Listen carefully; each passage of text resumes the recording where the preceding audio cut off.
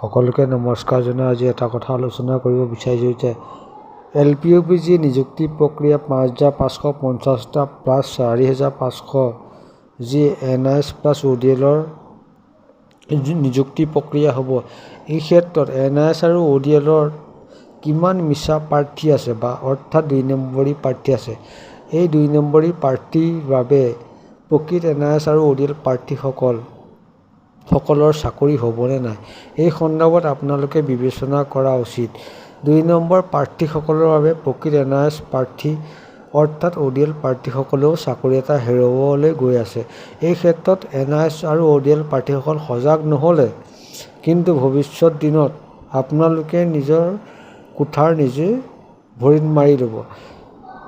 আৰু লগতে আপোনালোকে এই সন্দৰ্ভত সতৰ্ক হ'ব লাগিব যে ইউডাইছ কোডত প্ৰকৃত NIS সকল বা ODL সকলৰ নাম আছেনে ২ নম্বৰীসকলৰ নাম আছে, এই সন্দৰ্ভত আপোনালোকে সজাগ হ'ব লাগিব। আৰু লগতে ভেৰিফিকেশ্যনত যোৱা প্ৰাৰ্থীসকলৰ বৰ্তমান স্কুলৰ বা কাৰেণ্ট স্কুলৰ ষ্টেটাছটো সম্পৰ্কে আপোনালোকে জানিব লাগিব। তেতিয়াহে আপোনালোকে প্ৰকৃত NIS আৰু ODL সম্পৰ্কে জ্ঞাত হ'ব পাৰিব, লগতে আপোনালোকে এটা চাকৰি পাবলৈ সক্ষম হ'ব।